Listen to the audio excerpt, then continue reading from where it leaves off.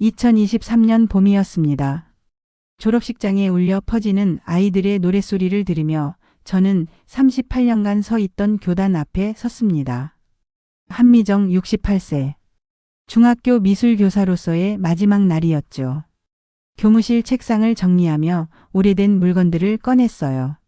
하나하나가 제 인생이었는데 이제 그걸 다 버려야 한다는 게 믿기지 않았습니다. 집에 돌아와서도 잠이 오지 않았어요. 남편은 10년 전 세상을 떠났고 자식도 없는 저에게 이제 남은 건 뭘까요? 연금과 퇴직금 그리고 빈 시간뿐이었습니다. 머릿속에 그림이 그려졌습니다. 작은 미술교습소. 동네 아이들이 자유롭게 드나들며 그림을 그리는 공간.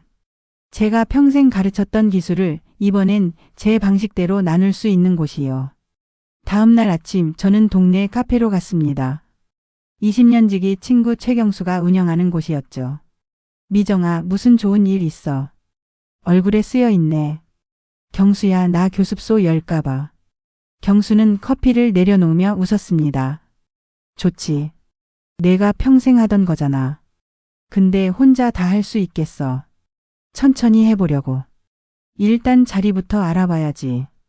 그때 핸드폰이 울렸어요. SNS 메시지였습니다. 발신자 이름을 보고 깜짝 놀랐죠. 윤세은. 10년 전 제가 가르쳤던 제자였습니다. 선생님, 저 기억하세요? 세은이에요. 오랜만에 인사드리고 싶어서 연락했어요. 저는 설레는 마음으로 답장을 보냈습니다. 당연히 기억하지. 잘 지내. 네, 선생님. 요즘 어떻게 지내세요? 들어보니 정년하셨다고요. 응, 이제 내 시간 좀 가지려고. 저도 선생님처럼 그림 가르치는 일 하고 싶었어요.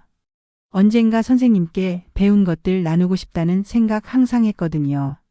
그 메시지를 읽으며 가슴이 뭉클해졌습니다. 제 가르침이 누군가에게 그렇게 남아있다는 게 신기했고 또 감사했어요. 세은이와의 대화는 그 이후로도 계속 이어졌습니다. 처음엔 가벼운 안부였지만 점점 깊은 이야기를 나누게 됐죠. 선생님, 저 서울에서 디자인 회사 다녔거든요. 그런데 너무 힘들어서 그만뒀어요. 그랬구나.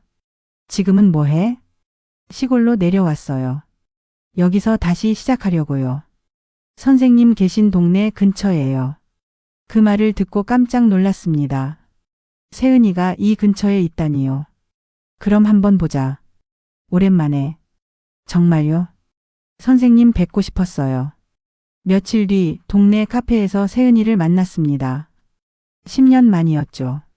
34세가 된 세은이는 예전보다 많이 어른스러워 보였지만 여전히 그 따뜻한 미소는 그대로였어요.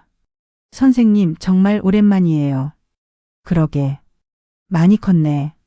세은이는 제 손을 꼭 잡았습니다. 그 온기가 참 반가웠어요.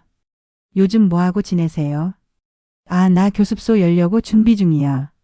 작은 데지만. 정말요? 저도 도와드릴게요. 선생님한테 배운 게 많은데 이번엔 제가 선생님 도와드리고 싶어요. 내가 도와준다고. 네, 저 진짜 그림 가르치는 거 좋아하거든요. 회사 생활하면서도 계속 생각했어요. 선생님처럼 살고 싶다고. 그 말이 너무 고마웠습니다. 혼자 다 준비하려니 막막했는데 세은이가 함께 한다면 훨씬 수월할 것 같았어요. 그날부터 저와 세은이는 교습소 준비를 시작했습니다. 세은이는 정말 열심이었어요.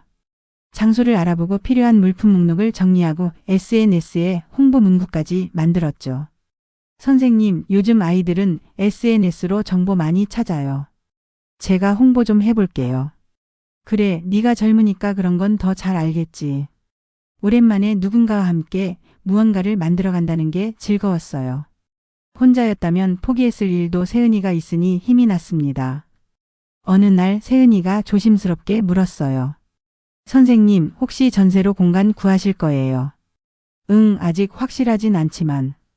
요즘 전세 구하기 진짜 힘들어요. 저도 지금 방 구하는 중인데 집주인들이 까다롭더라고요. 그래. 근데 만약에 계약하실 때 제가 도와드릴 수 있어요. 서류 작업 같은 거요. 선생님 혼자 하시면 복잡하실 거예요. 친절한 제안이라고 생각했습니다. 저는 사실 전세 계약 같은 거 해본 지 오래됐거든요. 남편이 살아있을 때도 대부분 남편이 처리했고요. 그래. 고맙다. 내가 도와주면 좋지. 세은이는 환하게 웃었어요. 당연하죠. 저희 이제 같이 하는 거잖아요.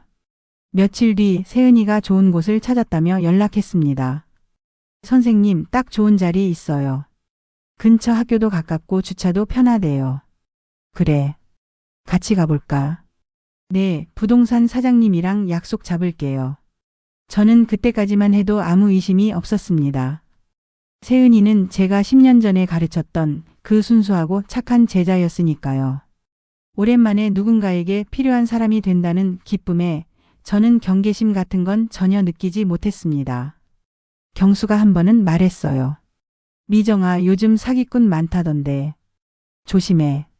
무슨 소리야. 세은이는 내 제자야. 그 애는 달라. 세은이가 찾아준 자리는 정말 괜찮았습니다. 1층에 있는 작은 상가였는데 채광도 좋고 아이들이 다니기에도 안전해 보였어요.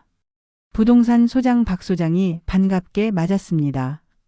50대 중반쯤 돼 보이는 남자였죠. 여기 딱 교습소 하기 좋아요. 근처에 초등학교, 중학교 다 있고요. 그렇군요. 세은이가 열심히 이것저것 물어봤습니다.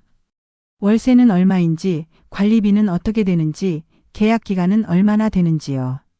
저는 옆에서 고개만 끄덕였어요. 세은이가 워낙 꼼꼼하게 챙기니까 제가 나설 필요가 없었습니다. 전세로 하시는 거죠? 네, 전세요. 보증금은 1억 5천입니다. 요즘 시세가 이래요. 1억 5천. 제 퇴직금 전부였습니다. 평생 모은 돈이었죠. 그래도 이게 제 마지막 꿈을 이루는 데 쓰인다면 아깝지 않다고 생각했어요. 선생님, 계약 어떻게 하실래요? 세은이가 물었습니다. 내 이름으로 하면 되겠지. 근데요, 선생님. 요즘은 젊은 사람 이름으로 하는 게 나아요. 나중에 대출이나 세금 문제도 있고요. 제 이름으로 하고 선생님이 실사용자로 계시면 되잖아요. 박 소장도 거들었어요. 요즘 다들 그렇게 해요.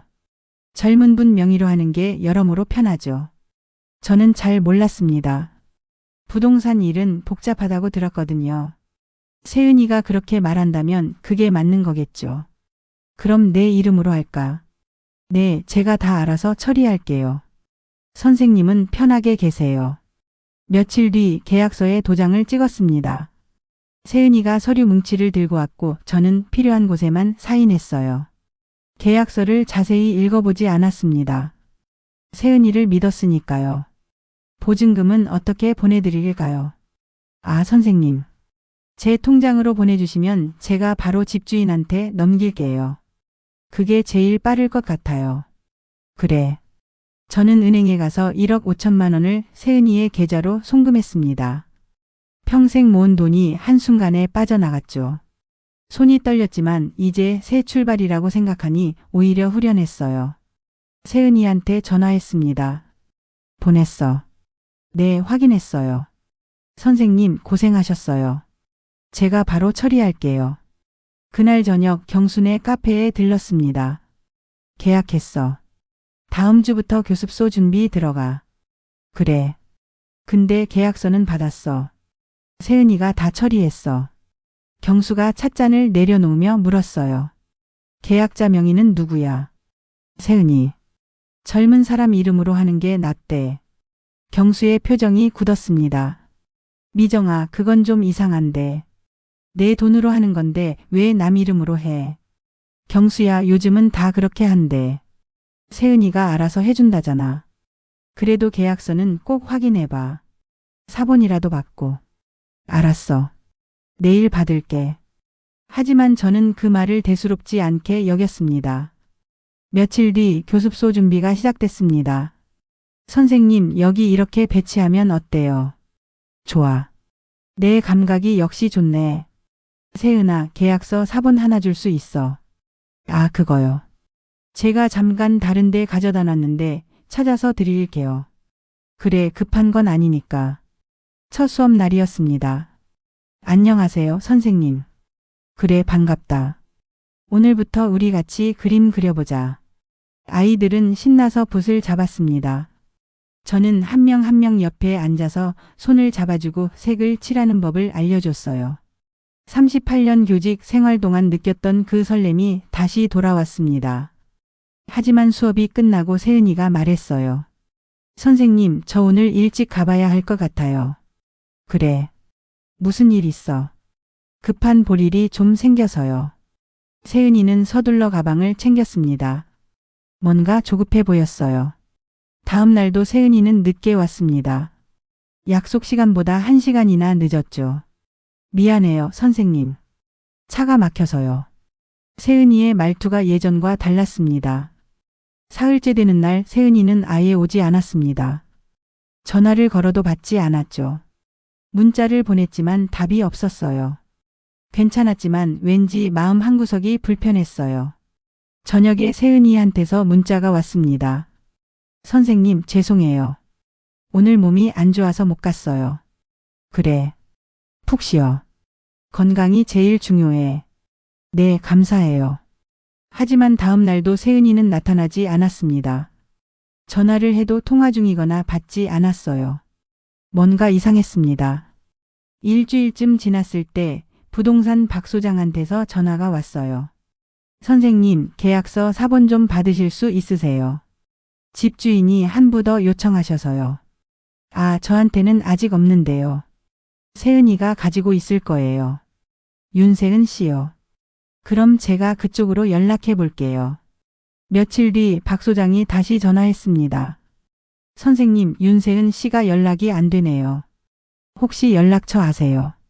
저도 요즘 연락이 안 돼요. 무슨 일 있는 건가요? 글쎄요. 집주인이 좀 걱정하시네요. 불안감이 밀려왔습니다. 그날 밤 잠을 이룰 수 없었습니다. 새벽 2시쯤 문득 며칠 전 일이 떠올랐어요.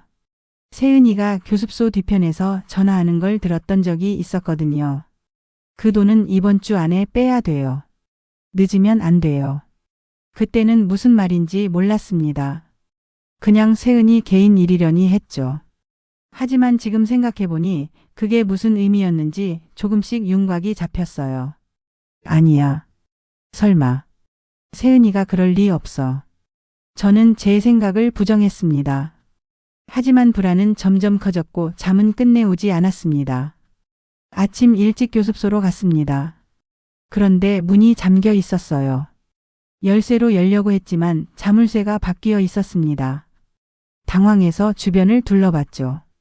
어제까지 걸려있던 간판이 사라져 있었어요. 미정미술교습소라는 글씨가 적힌 그 간판이요. 심장이 쿵쾅거렸습니다. 무슨 일이지? 왜 이렇게 된 거지? 부동산으로 달려갔어요. 박 소장이 난처한 표정을 지었습니다. 선생님, 계약자가 윤세은 씨잖아요. 그분이 어제 열쇠 반납하고 가셨어요. 뭐라고요? 그게 무슨 소리예요? 계약 해지하신다고요. 보증금 돌려달라고 하셨어요. 머리가 하얘졌습니다. 아니, 그럼 저는요? 저는 어떻게 돼요? 죄송하지만 계약자가 윤세은 씨예요. 법적으로는 그분만 권리가 있어요. 그게 무슨 말이에요? 돈은 제가 냈다고요. 그건 선생님과 윤세은 씨 사이 문제예요. 저희는 계약서대로 처리할 수밖에 없어요. 손이 떨렸습니다. 세은이 전화번호를 눌렀어요. 하지만 없는 번호입니다. 라는 음성만 들렸죠. 저는 부동산을 나와 경찰서로 향했습니다. 경찰서에서 민원실 직원에게 상황을 설명했어요. 제자가 제 돈을 가지고 도망갔어요. 1억 5천만 원이요. 담당 경찰관이 차분하게 물었습니다. 계약서는 누구 명의로 되어 있나요? 윤세은이요. 그의 이름으로요. 그럼 송금 내역은요? 제 통장에서 세은이 통장으로 보냈어요. 경찰관이 고개를 끄덕이며 말했습니다. 이건 사기 사건이 아니라 민사 분쟁이에요. 개인 간 거래로 보이거든요. 아니에요. 속은 거라고요. 그 애가 처음부터 계획한 거예요. 입증할 증거가 있으세요? 녹음이나 문자 같은 거요. 저는 아무 말도 할 수 없었습니다. 증거요. 뭐가 있죠? 그냥 믿고 보낸 돈인데요. 일단 고소장은 접수할 수 있어요. 하지만 수사가 어떻게 진행될지는 장담 못해요. 고소장을 작성하고 나왔지만 다리에 힘이 없었습니다. 경찰서 계단에 앉아서 한참을 멍하니 있었어요. 핸드폰을 꺼내 세은이와 주고받은 메시지를 다시 읽어봤습니다. 하나하나가 거짓말이었던 거죠. 저를 이용하기 위한 말들이었어요. 집으로 돌아오는 길 경순의 카페 앞을 지나쳤습니다. 들어갈 용기가 나지 않았어요. 경수가 그렇게 조심하라고 했는데 저는 듣지 않았거든요. 하지만 경수가 창문 너머로 저를 봤습니다. 문을 열고 나왔죠. 미정아, 무슨 일이야? 얼굴이 왜 그래? 경수야. 다 사라졌어. 돈도 교습소도 세은이도. 세은이가 뭘 한 거야? 날 속인 거지. 처음부터 계획한 거였어. 경수의 얼굴이 굳었습니다. 경찰은 갔어. 갔어. 근데 민사래. 형사 사건이 아니래. 경수는 주먹을 불끈 쥐었어요. 그게 말이 돼. 사기잖아. 증거가 없대. 내가 믿고 준 거니까. 경수가 한숨을 쉬었습니다. 알아. 내가 바보였어. 내가 멍청했지. 그게 아니라. 맞아. 나는 바보야. 68살 먹고도 사람을 제대로 못 봤어. 경수는 더 이상 말하지 않았습니다. 집에 돌아와서도 정신이 없었습니다. 남은 돈은 300만 원. 한 달 생활비도 안 되는 금액이었습니다. 그날 밤 저는 짐을 쌌습니다. 38년 교직 생활의 흔적들, 남편과의 추억들, 제 꿈이었던 미술 도구들. 다 버려야 했어요. 고시원에는 그럴 공간이 없었거든요. 고시원 방문을 열었을 때의 그 느낌을 잊을 수 없습니다. 2평도 안 되는 공간이었어요. 싱글 침대 하나, 작은 책상 하나, 그리고 옷장이라고 부르기도 민망한 선반 하나가 전부였습니다. 짐을 풀었습니다. 아니, 풀 것도 없었죠. 옷 몇 벌과 세면도구, 그리고 버리지 못한 낡은 스케치북 한 권. 그게 제 68년 인생의 전부였어요. 첫날 밤 잠이 오지 않았어요. 천장을 바라보며 생각했습니다. 어떻게 이렇게 됐을까? 평생 남을 가르치고 착하게 살고 누구 하나 해코지한 적 없는데 왜 제 인생은 이렇게 무너지는 걸까요? 눈물이 났습니다. 소리 내서 울 수도 없었어요. 옆방 사람이 들을까 봐요. 이불 속에서 입을 막고 소리 없이 울었습니다. 며칠 동안 밖에 나가지 않았어요. 사람들을 마주치기가 두려웠습니다. 누가 물어볼까 봐요. 어떻게 지내세요 하고. 뭐라고 대답할까요? 사기당했다고 제자한테 속았다고 이제 고시원에 산다고 말할 수 있을까요?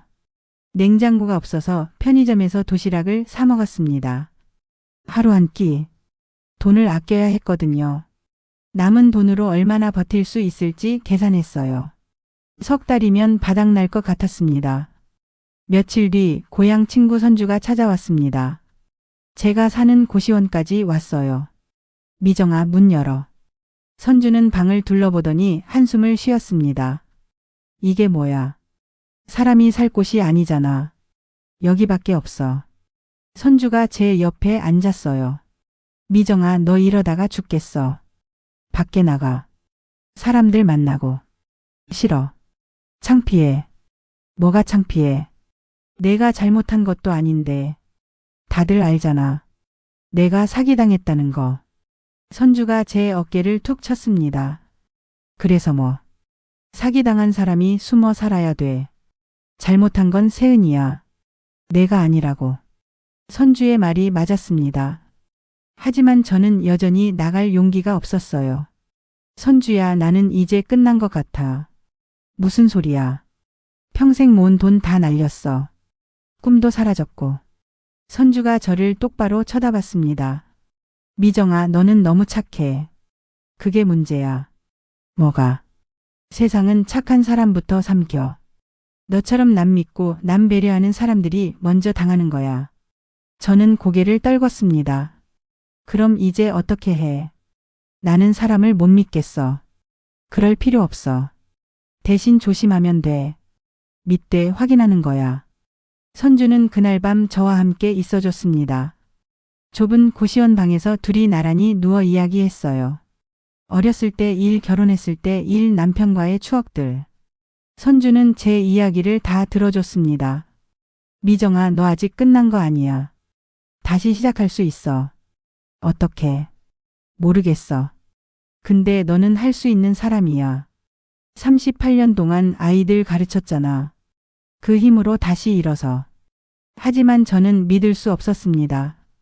다시 일어설 수 있다는 말을요. 제 안에 남은 건 분노와 자책뿐이었거든요. 그날 밤 선주가 돌아간 뒤 저는 오랜만에 스케치북을 펼쳤습니다. 하지만 아무것도 그려지지 않았어요. 붓을 들었지만 손이 떨렸습니다. 그림조차 그릴 수 없는 제가 된 거죠. 저는 결심했습니다. 이제 사람을 믿지 않겠다고. 누구도 내 삶에 들어오지 못하게 하겠다고요. 그게 제가 다시 무너지지 않는 유일한 방법이라고 생각했습니다. 한 달이 지났습니다. 저는 여전히 고시원에 살았고 하루하루를 버텼어요. 그저 버티는 것뿐이었습니다. 어느 날 우편함에 편지가 있었어요. 지역 복지센터에서 온 거였습니다. 미술 재능 기부 봉사자를 찾습니다.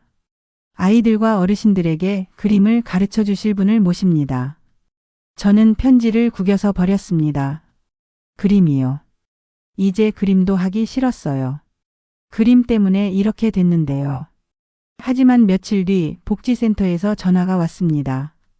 혹시 한미정 선생님이신가요? 네. 저희가 선생님 이력을 알게 됐어요. 38년간 미술 교사셨다고요. 혹시 봉사 가능하실까요? 죄송하지만 저는 부담 갖지 마세요. 일주일에 한 번만이라도요. 아이들이 정말 좋아할 거예요. 전화를 끊으려다가 멈췄습니다. 왜인지 모르겠지만 거절할 수 없었어요. 생각해 볼게요. 감사합니다. 연락 기다릴게요. 사실 돈이 필요했습니다. 남은 돈이 50만 원도 안 됐거든요. 봉사라지만 교통비 정도는 줄 거라고 했어요. 그것만으로도 도움이 됐습니다. 선생님 정말 감사해요. 요즘 미술 봉사자 구하기 힘들거든요. 별 말씀을요. 오늘은 아이들 5명하고 어르신 3분 계세요. 편하게 진행하시면 돼요. 교실로 들어갔습니다. 아이들이 저를 보고 인사했어요. 안녕하세요, 선생님. 오랜만에 듣는 인사말이었습니다. 가슴이 뭉클했어요. 그래, 안녕. 오늘 우리 같이 그림 그려볼까? 아이들은 신나서 붓을 잡았습니다. 어르신들도 옆에서 천천히 그림을 그리기 시작했어요. 그리다 보니 이상했어요. 제 안에서 뭔가 다시 살아나는 느낌이었습니다. 그림을 그리는 아이들의 눈빛, 조심스럽게 색을 칠하는 어르신들의 손길. 그걸 보면서 저도 모르게 웃고 있었어요. 수업이 끝나고 한 아이가 저한테 그림을 보여줬습니다. 선생님, 이거 예뻐요. 그래, 정말 예쁘다. 내가 잘 그렸네. 선생님 덕분이에요. 다음에 또 와주세요. 그 말에 눈시울이 뜨거워졌습니다.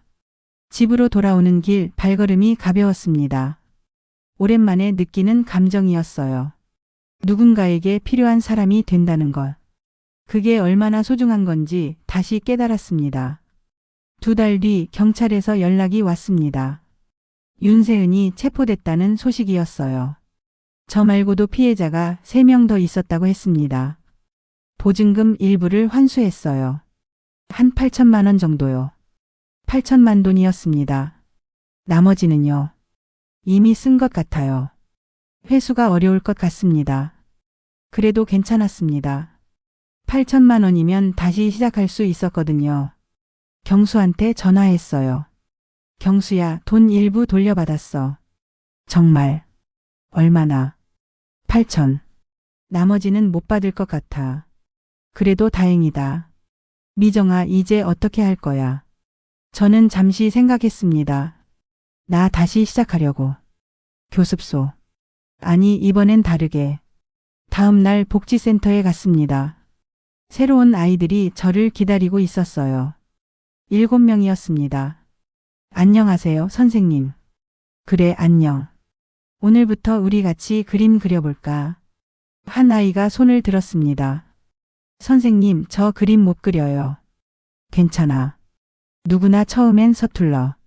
중요한 건 시작하는 거야. 아이들이 붓을 들었습니다. 조심스럽게 하지만 설레는 마음으로요. 저는 한 명 한 명 옆에 앉아서 도와줬어요. 그러다 문득 깨달았습니다. 제가 아이들을 가르치는 게 아니라 아이들이 저를 가르치고 있었다는 걸요. 다시 시작하는 법, 두려워하지 않는 법, 실수해도 괜찮다는 걸요. 한미정 68세. 무너졌지만 다시 일어선 여자. 믿음을 잃었지만 희망을 되찾은 여자. 이제 다시 내 이름으로 서는 여자였습니다.